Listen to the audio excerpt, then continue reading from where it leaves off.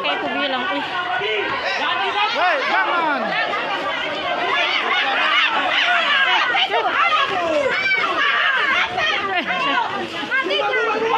Sini, sini.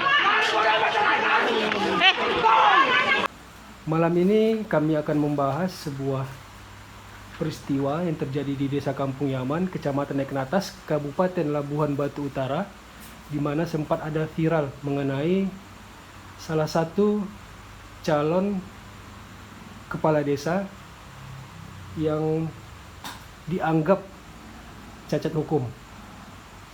Di sini kami akan membahas dengan narasumber salah satu warga Desa Kampung Yaman. Bisa diperkenalkan Pak, dengan siapa Pak? Nama saya Sopian. Dengan Bapak Sopian. Dilihat dari video yang kita lihat penayangan tadi, ini ada sebuah video yang viral terjadi di Desa Kampung Yaman. Boleh Pak dijelaskan apa yang melatar belakangi terjadinya demo tersebut Pak? Apa yang kita lihat tadi itu adalah kehadiran masyarakat yang kelima kalinya di kantor sekretariat Pilkades Desa Kampung Yaman. Di sana kita lihat ada rasa kekecewaan karena mereka hadir di sana untuk yang kelima kalinya sejak dari pukul 9 sampai jam 1 ataupun waktu zuhur. Mereka tidak mendapat respon terhadap kehadirannya. Itulah yang terjadi, apa yang kita lihat tadi. Pelanggaran-pelanggaran seperti apa Pak yang dilakukan panitia Pilkades tersebut sehingga masyarakat yang ada di Desa Kampung Yaman itu melakukan aksi demo tersebut Pak? Panitia Pilkades yang terjadi di Desa Kampung Yaman itu melakukan pelanggaran terhadap aturan, yaitu Perda nomor 1 tahun 2022, Peraturan Daerah Labuhan Batu Utara tentang pelaksanaan Pilkades. Jadi ada pelanggaran di sana terhadap salah seorang balon yang mendaftarkan diri di rumah pribadi pada jam tengah malam atau pukul 24 kurang 15 menit Ya. dan yang menerimanya pendaftaran dimaksud hanya satu orang panitia.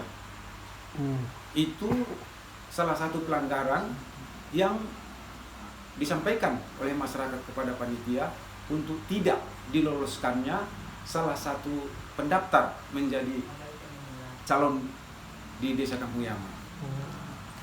Berarti dengan aturan itu seharusnya menyerahkan persyaratan untuk mengajukan sebagai Pilkades itu di kantor ya berarti Pak?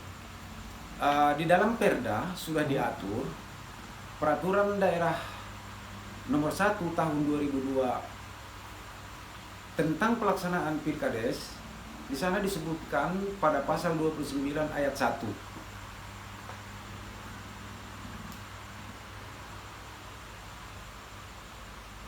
Panitia pemilihan mengumumkan kepada masyarakat 7 hari sebelum pendaftaran dibuka tentang tanggal, tempat, persyaratan, dan waktu pelaksanaan pendaftaran bakal calon kepala desa. Berarti ada di sana ketentuan yang sudah diatur yang tidak boleh dilakukan pelanggaran terhadap yang sudah diatur dimaksud. Kemudian pada pasal 29 ayat 3, format pengumuman sebagaimana dimaksud pada ayat 1 tercantum dalam lampiran 6 yang merupakan bagian tidak terpisahkan dari peraturan daerah ini. Itulah dia yang diumumkan oleh masyarakat, yang diumumkan oleh panitia kepada masyarakat. Yaitu di sana disebutkan waktu pendaftaran mulai tanggal 4 sampai 12 April tahun 2022 setiap jam kerja di kantor sekretariat panitia pemilihan, yang dalam hal ini ditunjuk kantornya adalah kantor Desa Kampung Yaman. Sedangkan yang dilakukan panitia menerima pendaftaran salah satu pendaftar di rumah panitia pada tengah malam pukul 24:15 menit, dan yang menerimanya hanya satu orang panitia. Satu orang panitia. Kalau disesuaikan dengan aturan yang dimaksud pada pasal 29 tadi, mereka sudah melakukan pelanggaran fatal. Kepada salah satu peserta calon kepala desa, Pak, ini Bapak bilang tadi kan dia menyerahkan berkas ke rumah salah satu panitia. Dari mana Bapak mengetahui itu dia menyerahkan ke salah satu panitia tersebut di rumah sebelum jam 12 malam atau pukul 00 malam? Sedikit. Di dalam hal perda ini diatur pendaftaran, bukan penyerahan berkas. Sungguh pun pendaftaran itu membawa berkas. Kan begitu. Panitia atau salah seorang panitia menerima berkasnya di rumah ataupun menerima pendaftarannya di rumah salah seorang panitia, itu saya saksikan sendiri. Berarti Bapak langsung menyaksikan Benar. itu. Kenapa? Karena pada malam itu saya datang ke sana untuk melaporkan tentang kekurangan berkas saya, satu dari 17 yang harus dipenuhi, yaitu dari kantor PMD. Surat keterangan menyatakan bahwa saya tidak pernah menjabat 3 kali masa jabatan. Itu tidak saya dapatkan, maka saya laporkan. Pada malam itu juga sekitar kurang lebih pukul 10 lewat atau hampir jam 11 malam. Maka setelah itu saya laporkan, saya berbincang-bincang tentang masalah-masalah yang saya hadapi, maka itu tidak terpenuhi. Sehingga hampir pukul 24 atau jam 12 malam datanglah salah seorang yang akan mendaftarkan dirinya untuk menjadi calon atas nama Nurika. Makanya saya saksikan sendiri dengan teman saya, salah seorang saya bawa pada waktu itu dari masyarakat. Berarti ada saksi ya Pak juga untuk melihat penyerahan berkas itu ya Pak? Benar, ada saksi. Jadi di sini pelanggaran-pelanggaran yang sangat fatal menurut Bapak yang dilakukan oleh panitia Pilkades itu seperti yang gimana Pak? Detailnya Pak? Ya artinya, kalau memang dia berminat untuk mendaftar menjadi bakal calon di Desa Kampung Yaman, kalau sudah berkasnya lengkap, kenapa tidak dia lakukan sesuai prosedur di kantor sekretariat Pilkades dalam waktu jam kerja, dan panitia kan ada di sana.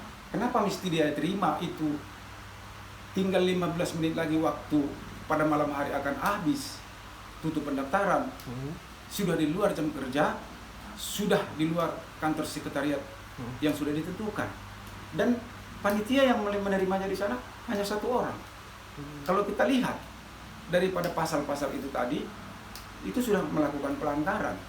Kalau kita sesuaikan dengan peraturan daerah nomor 1 tahun 2022 tentang Pilkades, khususnya pasal 29 ayat 1 dan 2 dan 3. Ayat 1, 2 dan 3 ya Pak? Enggak, 1 dan 3. 1 dan 3. Iya. Terkait mengenai beberapa pelanggaran yang Bapak maksud tadi, bisa Kak dijelaskan poin-poin pelanggarannya seperti apa yang Bapak maksud? Yang pertama, pasal 29 di dalam Perda nomor 1 tahun 2022, bahwasanya panitia di sini kan sudah jelas diatur untuk pedoman dilaksanakan. Maka pasal 29 ayat 1 kayak kita ulang, panitia pemilihan mengumumkan kepada masyarakat 7 hari sebelum pendaftaran dibuka tentang tanggal, tempat, persyaratan, dan waktu pelaksanaan pendaftaran bakal calon kepala desa. Pada ayat 3-nya, format pengumuman sebagaimana dimaksud pada ayat 1 tercantum dalam lampiran 6 yang merupakan bagian tidak terpisahkan dari peraturan daerah ini. Itulah pengumuman yang dibuat. Nah, tadi kan sudah disebutkan, ditekankan mengenai tempat, mengenai waktu. Kan begitu. Jadi kalau berbicara jam kerja, berdasarkan pasal 21 ayat 1 dan 2 Peraturan Pemerintah nomor 35 tahun 2021 diatur maksimal jam kerja per hari adalah 7 jam untuk 6 hari kerja dan 8 jam untuk 5 hari kerja. Kalau kita urut pelaksanaan yang dilaksanakan panitia, kalau kita katakan maksimalnya 8 jam, berarti pukul 11, pukul 10, pukul 9, pukul 8, pukul 7, pukul 6, pukul 5. Kalau 7 jam, kalau 8 jam, pukul 4. Berarti panitia menghitung jam kerja itu dari pukul 4 sore, supaya bisa disebutkan tadi itu masih dalam waktu jam kerja. Logika kita yang biasa dilakukan, hitungannya kan dari jam 8 pagi. Ya, jam 8 pagi.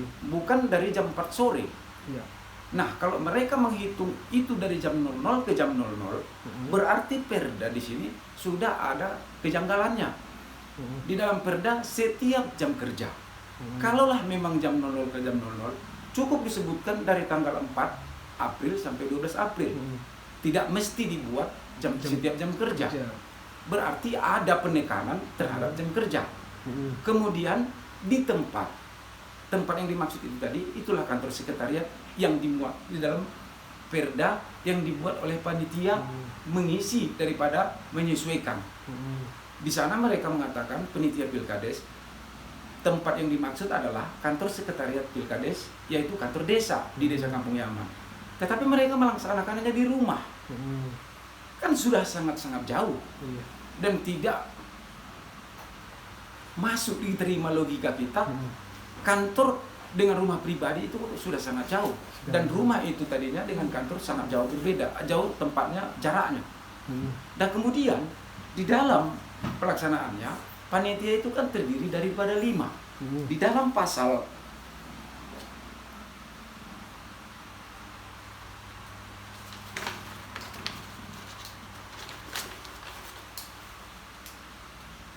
dalam pasal 11 dijelaskan panitia pemilihan terdiri dari ketua, sekretaris, anggota.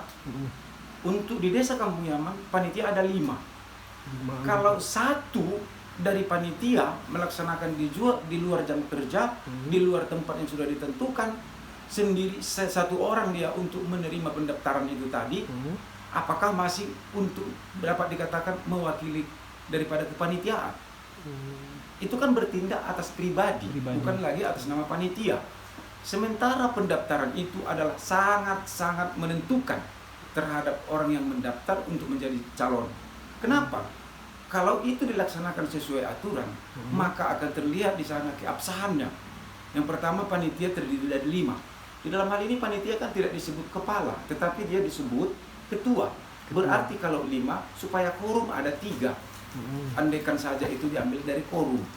Kalau di tempat yang sudah ditentukan di kantor sekretariat, berarti ada minimal 3 yang menerima pendaftaran itu untuk membenarkan keabsahannya. Ini sudah di luar kantor atau di luar daripada tempat yang ditentukan, mereka melaksanakannya hanya 1 orang pendaftar, 1 orang panitia. Sementara itu sudah tengah malam di luar tempat yang ditentukan.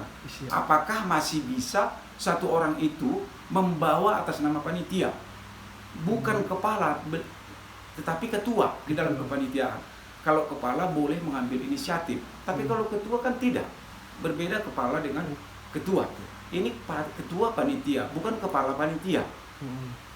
Kan begitu. Nah, kemudian di dalam pasal 15 Perda nomor 1 tahun 2022 tentang Pilkades, pasal 15 ayat 3, panitia dilarang A. melakukan tindakan yang menguntungkan pribadi, kepentingan pribadi atau kelompok, dan atau B. mencalonkan sebagai calon kepala desa. Nah, kalau dilakukan di luar jam kerja atau tengah malam di tempat yang bukan di tempat yang di luar tempat yang ditentukan, itu kan sudah pasti menguntungkan orang yang mendaftar. Bisa kita asumsikan kalau itu memang sudah terlengkapi, kenapa tidak dilakukan sesuai prosedur? Berarti kita kan bisa menduga kalau berkas dia itu tadi ada kekurangan dan lain sebagainya. Karena yang mengetahui itu hanya pendaftar dan yang menerima. Hanya mereka berdua. Tapi kalau dilakukan di kantor, sungguh pun itu tadi lengkap, berarti kan ada yang menjelaskan bahwa itu lengkap. Tapi kalau mereka berdua, mana bisa dapat kita buktikan? Karena hanya kepentingan yang mendaftar dan kepentingan yang menerima pendaftaran. Mereka masing-masing hanya satu orang. Diduga. Kan demikian. Apa yang Bapak lakukan setelah melihat penyerahan tersebut di malam hari? Pada malam itu, sampai mereka selesai saya tunggu. Hampir lebih dari jam 2 malam. Ini menunggunya di mana Pak? Di luar rumah? Di rumah atau itu. Di rumah itu. Rumah salah satu panitia tersebut ya Pak? Iya, di ruangan itu. Nah kemudian, menurut perhitungan saya, kalau hanya satu pendaftar yang berkasnya terpenuhi dan memenuhi ketentuan-ketentuan yang diatur, maka akan dibuka pendaftaran 20 hari ke depan. Tetapi pada keesokan harinya tanggal 13 itu tidak ada dilakukan panitia.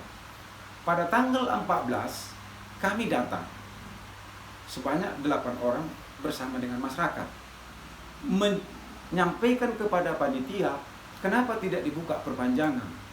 Karena apa yang dilakukan panitia menurut kami itu sudah melanggar aturan. Berarti kalau melanggar aturan tidak terpenuhi yang dikehendaki oleh peraturan itu, maka haruslah dibuka pendaftaran 20 hari ke depan. Tetapi pada waktu itu panitia tidak bisa menjawab kepada kami, tidak bisa membuat keputusan karena mereka mengatakan bahwa mereka adalah perpanjangan daripada panitia tingkat di atasnya. Sementara di dalam perda itu diatur, panitia itu menerima pendaftaran atau penjaringan terhadap balon dan sekaligus memverifikasi berkas, sekaligus membuat penetapan. Kalau mereka hanya membuka buku atau peraturan itu, sebetulnya sudah selesai. Karena pasal 29 itu di dalam penjelasannya cukup jelas. Tidak ada lagi penafsiran yang meragukan. Tapi juga mereka mengatakan bahwa apa yang mereka lakukan perlu ditanyakan ke tingkat atasnya. Pada tanggal 14, mereka berjanji sampai tanggal 19. Maka kemudian pada tanggal 19, datang lagi masyarakat yang lebih banyak daripada yang pertama atau tanggal 14 karena ingin mendapat jawaban terhadap pelanggaran itu karena sudah tanggal 19 sampai tengah hari atau pukul 2 itu belum tuntas, mereka tidak memberikan jawaban, hanya semacam mereka berkilah seolah-olah mau melempar ke sana kemari dan ke atas sehingga tidak ada jawaban yang dapat dipegang yang real. Terjadilah perdialogan antara masyarakat dengan panitia sehingga terakhir diarahkanlah masyarakat ini untuk mendapatkan tadinya semacam jawaban itu ke kabupaten, yaitu kantor PMD. Kami ikuti sebagai masyarakat sampai di sana. Sampai di sana yang dipersoalkan PMD adalah menimpali daripada apa yang kekurangan berkas yang saya sebutkan tadi. Sementara tema kami bukan mempersoalkan atas nama Sofian kekurangan berkas untuk dimasukkan, tidak. Permasalahan yang kami sampaikan adalah pelanggaran. Kalau sudah terjadi pelanggaran berarti perda tidak terpenuhi. Kalau tidak terpenuhi berarti dia itu tadi yang sah masih satu. Juga PMD mengatakan mereka tidak bisa mengambil keputusan bahwa itu pelanggaran. Mereka akan mempertanyakan lagi kepada tingkat kabupaten lainnya. Sehingga kami tidak mendapat jawaban pada tanggal 19. Kemudian sampai tanggal 5 Mei tidak ada jawaban. Kami datang ke kantor sekretariat panitia dengan masyarakat untuk mempertanyakan itu. Tapi panitia tidak ada di tempat. Mulai dari jam 9 sampai tutupnya jam kantor. Panitia tidak ada di tempat, Pak. Seharusnya melihat tahapan atau mengingat daripada tahapan, mereka sudah di tempat. Kemudian di tanggal 6 kami menyurati panitia untuk tanggal 7 esok harinya kami sebanyak 8 orang akan datang ke kantor panitia memperjelas, mempertanya tentang apa yang kami sampaikan tadi pada tanggal 5 atau dari awal. Tetapi panitia tidak ada di tempat. Mulai dari jam 9 sampai tutupnya jam kantor, panitia tidak ada pada tanggal 7-nya. Kemudian kami datang lagi pada tanggal 9, mulai pukul 9 pagi sampai jam 1 siang menunggu panitia pada waktu itu. Karena itulah merupakan hari terakhir di dalam penetapan sebagai calon dan sekaligus pencabutan nomor daripada calon yang sudah ditetapkan. Sementara jauh sebelumnya sudah berulang kali kami ingatkan, 4 kali mengingatkan kami kepada panitia bahwa atas nama Nurika yang mendaftar yang kami anggap bermasalah itu tidak sesuai dengan aturan, tidak diloloskan menjadi calon. Tetapi pada tanggal 9 pukul 2 atau jam 2 pada siang harinya, panitia baru datang ke kantor sekretariat. Dan mereka sudah melihat keberadaan masyarakat menunggu jawaban itu, tapi mereka tidak mempedulikan masyarakat yang menunggu di sana. Mereka langsung masuk ke ruangan, melanjutkan acaranya. Itulah sebabnya mereka, masyarakat yang datang itu sangat-sangat kecewa. Kenapa merasa sangat-sangat kecewa? Sudah sedemikian panjangnya yang dilalui masyarakat untuk mendapatkan jawaban yang sesungguhnya terhadap apa yang sudah diingatkan tentang pelanggaran itu, mereka tidak mempedulikannya. Begitu pada pukul 2 mereka langsung masuk ke ruangan, melanjutkan seolah-olah apa yang disampaikan masyarakat tidak digubris. Langsung mereka mengumumkan penetapan yang sudah, yaitu termasuk atas nama Nurika dimaksud tadi, mereka menetapkannya sebagai calon. Itulah yang terlihat pada tanggal 9, sehingga masyarakat merasa kecewa betul apa yang diperlakukan oleh panitia, kecewa betul tentang yang diingatkan kepada panitia bahwa itu pelanggaran, kecewa betul bahwa kehadiran masyarakat sampai untuk yang kelima kalinya tidak disambut dan tidak direspon oleh panitia. Bisa nggak Bapak Sopian menjelaskan bagaimana kronologis cerita Bapak melihat salah satu bakal calon itu menyerahkan berkas di malam hari itu, Pak? Pada malam itu adalah malam terakhir dari tanggal 12. Karena di sana pengumuman panitia sampai tanggal 12.00 itu ditutup pendaftaran untuk gelombang pertama itu. Nah, pada waktu itu karena saya tidak mendapatkan salah satu berkas, yaitu dari PMB yang apa yang saya sampaikan tadi, maka saya datang ke rumah panitia kurang lebih pukul 10 lebih, tapi belum sampai jam 11. Setelah saya laporkan ke tidak lengkapan itu, saya duduk di sana berbincang-bincang dengan seseorang tadi atau seorang yang mengatasnamakan panitia itu.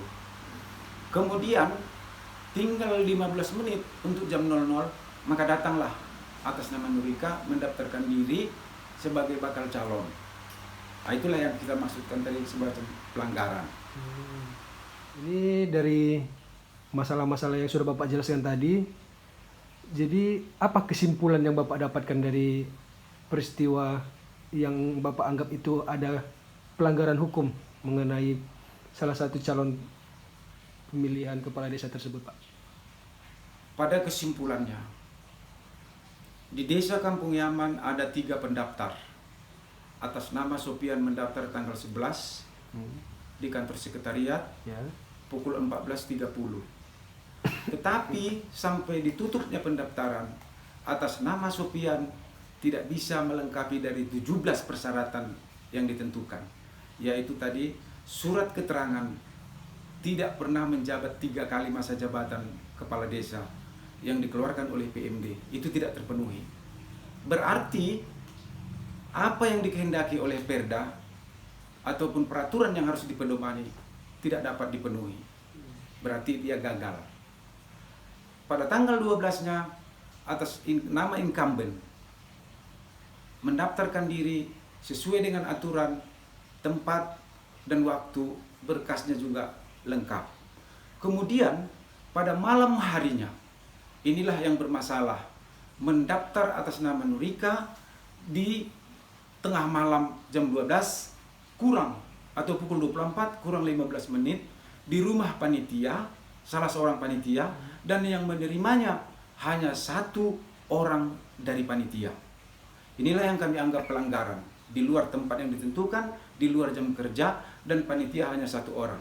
Berarti menurut kami, kalau satunya tadinya atas nama Nurika tidak sah karena cacat hukum, melanggar aturan, maka tidak terpenuhinya perda, berarti dia tidak dianggap sah ataupun batal menjadi calon. Berarti dengan demikian, di Desa Kampung Yaman, calon yang sah terpenuhi sesuai apa yang dikehendaki perda adalah satu orang. Oleh karenanya, karena sudah perjalanan tahapan di penghujung, tidak memungkinkan lagi untuk diperpanjang, tidak memungkinkan lagi adanya pendaftaran baru, maka oleh karena itu kami berharap dan meminta supaya tidak kelihatan terjadi ketimpangan-ketimpangan demi hukum dan demi peraturan yang ada di Kabupaten Labuan Batu Utara untuk disesuaikan dengan Perda nomor 1 tahun 2022. Maka berkesimpulan kami atas nama masyarakat Kampung Yaman, pemilihan kepala desa di Desa Kampung Yaman ditunda sampai dengan pemilihan kepala desa serentak untuk gelombang berikutnya.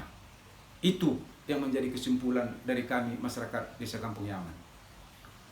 Di dalam hal semua itu, dari awal sampai pada akhirnya, kami masyarakat tidak pernah komplain kepada siapapun, apakah masyarakat atau pemerintah yang ada di desa lainnya. Hanya yang kami komplain cuma 5 orang, karena panitia pelaksana Pilkades di Desa Kampung Yaman hanya 5 orang. Kami hanya komplain kepada panitia karena mereka melanggar peraturan yang sudah ada. Jadi menurut Bapak di 5 orang panitia ini, menurut Bapak mereka ada kena intervensi dari pihak lain atau kepentingan lain? Kalau kita kaitkan dari perjalanan awalnya atas nama Sopian pengurusan berkas di kantor PMD tidak didapatkan karena alasan oleh pegawai PMD mengatakan kepala dinas tidak di tempat. Satu kejanggalan, kalau kantor setingkat kabupaten dalam hal ini PMD, kalau tidak ada kepala dinas di tempat, maka pelayanan kepada publik atau pada masyarakat tidak dapat dilaksanakan. Itulah yang terjadi. Dan kita kaitkan kembali ke bawah, sebagai panitia di tingkat desa, melakukan pelanggaran itu tetap dianggap tidak melakukan. Dianggap sah pelanggaran itu oleh di tingkat kabupaten. Jadi dengan demikian, kami wajar menduga adanya intervensi kepada panitia, dengan sengaja panitia melakukan pekerjaannya, melanggar aturan, di tingkat atasnya mengatakan itu tidak pelanggaran. Karena sungguh kejanggalan apa yang kami sampaikan tadi. Setingkat kabupaten kantor pemerintah dengan tidak di tempatnya kadis atau kepala dinas, maka tidak bisa terlayani publik. Sementara kami yakini seluruh urusan di dalam hal melengkapi, maka di kantor inilah yang lebih mudah kami dapatkan. Kenapa? Karena kantor ini, PMD, adalah juga ikut bahagian yang mensukseskan pelaksanaan daripada Pilkades ini. Karena toke daripada desa itu adalah PMD. Ternyata disitulah kami yang mendapat benturan atau tidak kami dapatkan dengan alasan bahwasanya Pak Kadis tidak di tempat. Kalau kami datang ke kantor PMD pada jam 8 pagi sampai tutupnya jam kantor, itu kan sudah masih di dalam hal yang dibenarkan pada tanggal 12. Kami datang memang tanggal 12, tapi pukul 8 kami sudah masuk. Masuk ke ruangan, diterima oleh pegawai yang ada di sana. Saya sampaikan apa keinginan saya untuk mendapatkan surat keterangan. Persyaratan diminta, fotokopi ijazah, fotokopi KTP, materai 10.000 dan 1 map. Saya serahkan. Dan itu materi saya digunakan ditempel dan saya tanda tangani. Baru diarahkan ke satu ruangan. Setelah sampai di dalam satu ruangan, saya mendapat jawaban ataupun penyampaian dari pegawai di kantor PMD yang menangani masalah itu. Mereka mengatakan tidak bisa selesai karena kadis tidak di tempat. Berulang-ulang kali saya memohon, berikan saya solusi. Mereka mengatakan tidak ada solusi. Berulang-ulang saya meminta, supaya diarahkan saya kemana untuk bisa keluhan saya itu dijawab. Setidaknya apa yang saya sampaikan ada semacam solusi. Mereka mengatakan tidak ada solusi kecuali Pak Kadis ada di tempat. Tolong cari tahu di mana keberadaan Pak Kadis agar saya jumpai. Mereka mengatakan tidak tahu, di luar. Tolong dihubungi nomor handphonenya supaya tahu keberadaannya. Mereka mengatakan tidak bisa dihubungi. Kalau begitu saya coba ke rumah pribadi beliau untuk menanyakan keberadaan Pak Kadis di mana. Begitulah saya keseriusannya untuk mendapatkan itu. Ternyata sampai saya di rumah Pak Kadis, Pak Kadis memang tidak ada di rumah. Dan keluarganya tidak ada. Nah, sebelum saya berangkat ke rumah Pak Kadis, panitia yang ada di sana hanya meminta nomor handphone saya. Bila mana mungkin Pak Kadis nanti datang, saya akan dihubungi. Sebelumnya mereka mengatakan Pak Kadis 2 hari ke depan tidak akan ada di tempat. Logika saya tidak akan mungkin saya dapatkan kalau menunggu Pak Kadis. Makanya saya memohon kepada petugas ataupun pegawai yang ada di sana, tolonglah berikan bagi saya solusi. Karena sepemahaman saya, satu kantor sebesar itu ada Kadis, ada sekretaris, ada kabid yang bisa memberikan solusi. Sungguh pun hanya semacam untuk memberikan keterangan kepada panitia bahwa keberadaan saya untuk mengurus berkas itu tadinya sudah sampai ke kantor itu untuk menunggu Pak Kadis. Mohon kepada panitia nanti akan menyusul. Itu pun tidak mereka lakukan. Itu pun mereka tidak bisa terima atas permohonan saya. Makanya ada kejanggalan bagi saya. Andaikan saja Pak Kadis tidak ada di tempat, berarti lumpuhlah kegiatan di kantor itu tentang pelayanan kepada masyarakat. Sementara pada saat itu sangat-sangat dibutuhkan oleh masyarakat. Karena pendaftaran pada tanggal 12, mulai tanggal 4 sampai tanggal 12, itulah hari yang menentukan. Kehadiran saya di sana bolak-balik dipersalahkan kenapa terlambat. Sebenarnya bahasa terlambat tidak tepat disampaikan kepada saya. Karena dari jam 8 sampai jam 4 sore itu masih dibenarkan dan halal saya menyampaikan kebutuhan saya kepada kantor PMD. Terkecuali saya datang tanggal 15 baru boleh dikatakan terlambat. Atau tanggal 12 saya datang pada jam 6 sore boleh dikatakan terlambat. Tapi kalau dari jam 8 sampai jam 4 saya di sana meminta itu, saya kira tidak boleh dikatakan saya terlambat. Karena masih di dalam ruang yang dibenarkan saya datang di sana.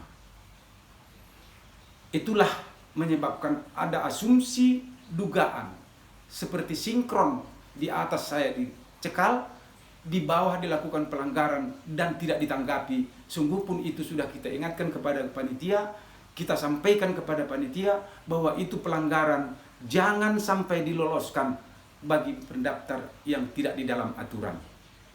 Karena itu sudah diamanatkan oleh Perda, tidak boleh dilanggar di dalam pelaksanaan Pilkades. Tapi nyatanya mereka melanggar itu dan mereka sampai ke tingkat atasnya mengatakan bahwa itu bukan pelanggaran. Kita tahu peraturan daerah Kabupaten Labuhan Batu Utara nomor 1 tahun 2022 itu adalah produk daripada DPR dan pemerintah Kabupaten Labuhan Batu Utara. Antara eksekutif dan legislatif memproduk daripada peraturan itu. Berarti di sana semestinya harus kita hormati, harus kita patuhi kewibawaan dari para produk yang sudah sah. Tetapi itu dilanggar, itulah yang kita jelaskan, itulah yang kita sampaikan kepada panitia. Tapi panitia mengatakan itu bukan pelanggaran. Bahkan di tingkat atasnya, sampai Sekda menyampaikan surat kepada kami secara tertulis bahwa katanya itu bukan pelanggaran. Lantas kami masyarakat Labuhan Batu Utara yang di dalam hal semacam ini, kepada siapa kami untuk menyampaikan agar peraturan yang sudah ada itu kewibawaannya kita jaga dan pelaksanaannya betul-betul dilaksanakan. Dan bila terjadi pelanggaran, kepada siapa kami untuk meminta petunjuk agar mendapat keadilan di Labuhan Batu Utara. Kalaupun kami katakan adanya intervensi, kemungkinan itulah dasar kami mengatakan ada semacam intervensi. Menurut Bapak, peraturan-peraturan mana yang mereka langgar menurut perda-perda yang ada saat ini? Tentang pelanggaran yang dilakukan mereka tadi, sekarang saya sudah sebutkan. Ya. Pasal 29, Pasal 29 yang mereka dilanggar. melanggar tentang aturan yang mengatur pendaftar itu di tempat yang sudah ditentukan setiap jam kerja dan yang menerimanya panitia. Itu kan sudah kita jelaskan. Kemudian ada di dalam perda itu diatur bahwa panitia tidak dibenarkan melakukan atau dilarang melakukan tindakan yang menguntungkan kepentingan pribadi atau seseorang dan atau mencalonkan sebagai bakal calon kepala desa. Itu mereka kan sudah menguntungkan, seolah-olah atas nama pribadinya memaksakan yang mendaftar malam-malam itu supaya dijadikan calon. Sungguh pun itu pelanggaran. Kemudian kan sudah dijelaskan seperti yang kita sebutkan tadi di dalam peraturan daerah itu, bahwa panitia itu terdiri dari ketua, sekretaris, dan anggota. Untuk desa Kampung Yaman kan kita sebutkan ada 5, tapi 1 orang melakukan itu di luar daripada yang ditentukan. Apakah masih bisa dikatakan dia atas nama panitia atau kepentingan pribadinya? Kalaulah 1 orang itu tadinya, berarti kan bukan atas nama panitia. Terlebih itu dilakukannya di luar jam kerja, di luar tempat yang ditentukan untuk menerima pendaftaran. Karena itu sangat-sangat menentukan pendaftaran itu. Jadi kami kira sungguh pun di dalam perda itu ada hal-hal yang kita anggap perlu penambahan. Sebagai salah satu contoh, bila terjadi pelanggaran-pelanggaran, kemanakah itu harus disampaikan oleh masyarakat atas pelanggaran itu? Kalau kita bandingkan dengan pilkada, ada Bawaslu, wadah kita menyampaikan tentang pelanggaran, atau ada badan-badan yang lain. Kita lihat di dalam perda itu tidak jelas muatannya kemana kita menyampaikan. Sehingga menurut kami, karena kewenangan itu ada di tangan panitia desa, baik menjaring balon, memverifikasi berkas balon, baik menetapkan calon, itu kewenangan panitia. Maka yang kami kejar adalah panitia di tingkat desa, karena itu kewenangan di tangan mereka. Makanya kita bolak-balik yang mendatangi ke kantor panitia pilkada di tingkat desa. Sampai 5 kali kami mengingatkan, mendatangi dengan cara baik-baik. Tidak ada masalah dan mereka tidak merespon dan tidak mendapat jawaban. Ketika telah ditetapkan mereka, baru tahu kami jawabannya. Sebenarnya hal ini, apa yang dilakukan, apakah di tingkat atas daripada panitia yang membackup pelaksanaan itu tadi, ini adalah semacam pembodohan kepada masyarakat di Labura. Semestinya kan amanat undang-undang kepada pemerintah kita untuk mencerdaskan kehidupan bangsa, bukan mengutamakan kepentingan-kepentingan sehingga melakukan pembodohan. Apa namanya kalau bukan pembodohan? Dilakukan pelanggaran-pelanggaran, dibiarkan oleh pemerintah. Tentunya itu kan pembodohan. Jadi oleh karenanya kami merasa pesimis bahwasanya penegakan daripada aturan yang ada, yang sudah bersusah payah menciptakan atau membuat peraturan itu untuk bisa ditegakkan di Labuhan Batu Utara, khususnya kami masyarakat di Desa Kampung Yaman. Nah tentunya di dalam hal ini kami benar-benar kecewa, karena apa yang sudah kami alami dan yang sudah terjadi benar-benar kami merasa tidak fair di dalam hal ini. Jadi menurut Bapak sejauh ini bagaimana respon salah satu balon yang ada di Desa Kampung Yaman tersebut mengenai adanya dia melakukan pelanggaran hukum tadi, Pak? Nah sebenarnya yang membuat pelanggaran itu adalah awalnya dari panitia. Kenapa? Karena panitia berkewenangan menyampaikan aturan yang ada. Boleh jadi pendaftar itu atas nama Nurika itu kurang memahami tentang itu. Tetapi semestinya kan panitia menjelaskan itu untuk tidak terjadi pelanggaran. Nah, oleh karenanya sampai saat ini kita melihat atas nama Nurika yang pendaftarannya kita anggap melanggar peraturan oleh panitia tadi, dia merasa nyaman-nyaman saja karena dia merasa bahwa apa yang terjadi itu sudah di-backup oleh penguasa yang ada di sekelilingnya, bahkan yang berkewenangan di tingkat yang lebih tinggi. di Kabupaten Labuan Batu Utara. Sehingga dia merasa nyaman-nyaman saja dan tidak ada menganggap bahwa itu masalah. Jadi oleh sebab itu kami berharap untuk penegakan dilaksanakanlah hendaknya yang seadil mungkin. Karena di dalam hal ini sekali lagi kami menyampaikan kami atas nama masyarakat yang komplain dengan panitia, tidak kepada yang lain-lain.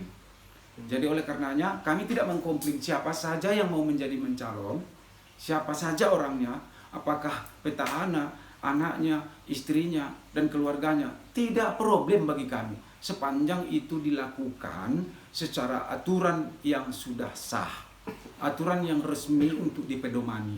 Kami tidak mempersoalkan itu. Yang kami persoalkan pelaksanaan di dalam hal penerimaan pendaftaran yang dilakukan panitia dengan atas nama Nurika. Nah, kalau itu tadinya tidak sah, seperti yang kami sebutkan, bahwasanya di Desa Kampung Yaman calon yang sah cuma satu. Oleh karenanya itu tidak bisa dilanjutkan sampai ke tahap pemilihan atau pencoblosan, karena hanya satu calon yang sah sesuai apa yang diamanatkan daripada peraturan daerah tersebut. Maka ditundalah kepada terlaksananya pilkada serentak di gelombang berikutnya. Mengenai adanya isu-isu di masyarakat Desa Kampung Yaman, ini kesannya Bapak terlalu memaksakan untuk mencalonkan diri lagi menjadi kepala desa. Itu tanggapan Bapak seperti apa, Pak? Nah, inilah yang perlu kita luruskan. Sesungguhnya kepada masyarakat, saya sampaikan, tidaklah bertujuan kehadiran masyarakat di kantor sekretariat, apakah itu menyampaikan aspirasi secara beramai-ramai ataupun mewakili dari masyarakat, bukan tujuannya memaksakan agar saya atas nama Supian untuk diterima menjadi calon, karena kami menyadari dan saya menyadari saya tidak terpenuhi seperti apa yang diharapkan oleh Perda. Jadi kami sampaikan kepada masyarakat, bukan memaksakan untuk diterimanya sebagai calon atas nama Sopian. Tetapi kami ingin menegakkan kebenaran tentang peraturan yang ada atas pelanggaran yang dilakukan panitia. Karena agama kita juga menganjurkan kita harus menegakkan kebenaran, terlebih aturan yang sudah ada. Itu tujuan kami datang ke sana. Itu maksud kami menyampaikan kepada panitia. Bukan memaksakan. Kalau yang salah dan yang kurang itu memang tidak terpenuhi. Kami sadar bahwa itu bisa menggugurkan kami sebagai bakal calon.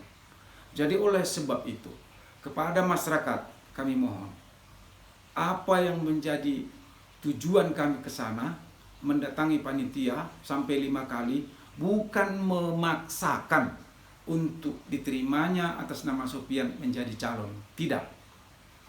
Bukan itu tujuannya.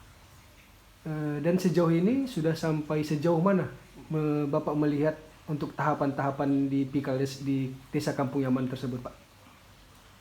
Tentang tahapan yang ada di dalam pelaksanaan Pilkades, yang ada hanya pengumuman. Yang ada hanya pengumuman untuk penerimaan pendaftar yang ingin mencalonkan diri. Tentang tahapan selebih-selebihnya tidak ada dibuat semacam pengumuman untuk diketahui publik. Tidak ada. Maka saya pun sampai saat ini tidak menemukan tahapan yang harus dilaksanakan oleh panitia Pilkades. Sehingga sampai di sisi mana tahapan atau di mana sudah tahapan sampai saat ini, kami tidak tahu. Yang jelas tanggal 25 pencoblosan. Itulah yang kami tahu selain daripada pendaftaran yang sudah diumumkan. Itulah yang kami tahu merupakan tahapan. Lantas sudah sejauh ini permasalahan yang ada di Desa Kampung Yaman mengenai Pilkades tadi ya, Pak. Jadi apa harapan-harapan Bapak untuk semacam solusi atau bagaimana cara pemecahan permasalahan tersebut? Kedepannya ini seperti apa, Pak? Kalau ditanyakan harapan, tentunya yang pertama harapan kami Pilkades ditunda. Itu harapan. Yang pertama ditunda ya Pak. Ya, hanya saja siapa lagi tempat kami mengadu untuk bisa melakukan itu demi peraturan yang ada di Labura. Maka oleh karenanya kami berharap, karena kita masih punya pemimpin sampai di tingkat paling atas, kepada Bapak Gubernur Sumatera Utara, kami mohon atas nama masyarakat Desa Kampung Yaman yang di dalam hal ini merasakan terzolimi. Mohon maaf saya terpaksa menyebutkan terzolimi. Kemudian daripada itu kepada Mendagri Bapak Tito Karnavian, mohonlah yang mengatur tentang ini untuk bisa dibagi perhatian. Kemudian kepada Bapak Pimpinan atau Bapak Presiden Republik Indonesia, yaitu Bapak Joko Widodo, mohonlah kepada masyarakat yang paling bawah seperti kami agar hendaknya dibagi perhatian sebagai kepemimpinan kita yang ada di Indonesia. Tinggal itulah yang merupakan yang namanya harapan. Kenapa? Karena untuk di Labura kami tak lagi bisa mendapatkan harapan itu sampai hari ini. Jadi kami sudah merasa pesimis untuk meminta keadilan terhadap yang berkompeten di Kabupaten Labuhan Batu Utara sebagai masyarakat. Mohon maaf kalaupun saya menyampaikan ini terlalu vulgar, tapi itulah yang kami rasakan dan itulah yang kami jalani dan kami lalui. Kira-kira itu kalau yang namanya merupakan harapan. Oke, sebelum menutup perbincangan kita ini Pak, apa yang Bapak ingin sampaikan di akhir pembicaraan kita ini Pak? Saya adalah seorang Muslim. Oleh sebab itu merasa berkewajiban untuk menegakkan kebenaran dan mencegah kemungkaran semampu saya, tetapi tetap di dalam koridor aturan yang ada untuk mencegahnya. Di dalam hal ini saya secara pribadi dan sebahagian masyarakat untuk yang keterwakilan oleh saya, janganlah hendaknya kekurangan saya atau berkas saya yang tidak dilengkapi dijadikan sebagai dosa yang menyebabkan saya masuk neraka. Dan salah satu kandidat yang mendaftarkan melanggar aturan di luar prosedur yang ada, janganlah hendaknya itu dijadikan merupakan pahala sehingga beliau dimasukkan ke surga. Itulah harapan saya atau terakhir bahasa dari saya tentang Pilkades di Desa Kampung Yaman. Artinya kekurangan saya jangan dijadikan dosa yang mengakibatkan fatalnya saya rasakan untuk seperti apa di neraka. Dan janganlah hendaknya pelanggaran yang dilakukan oleh pihak lain atau orang lain sekaitan dengan pendaftaran Pilkades ini, pelanggaran itu janganlah dijadikan pahala sehingga dia menikmati yang namanya rasa surga. Kepada siapa ini bisa saya suarakan? Yang pertama kepada Allah, karena dialah yang membolak-balik hati manusia untuk kembali kepada jalan yang benar. Hendaknya semoga semua yang berkompeten menyadari pelanggaran atau kesalahan itu hendaklah segera bertaubat dan kembalilah kepada jalan yang benar, agar nantinya pertanggungjawaban kita di akhirat mendapat kemudahan-kemudahan dan tidak ada yang menimbulkan rasa terintimidasi, terasa disakiti oleh yang kita pimpin. Siapapun orangnya, kami kira hal ini kami hanya sebatas menyampaikan dengan tujuan baik kepada pihak-pihak yang berkompeten yang menangani tentang Pilkades di Kabupaten Labuhan Batu Utara. Terima kasih.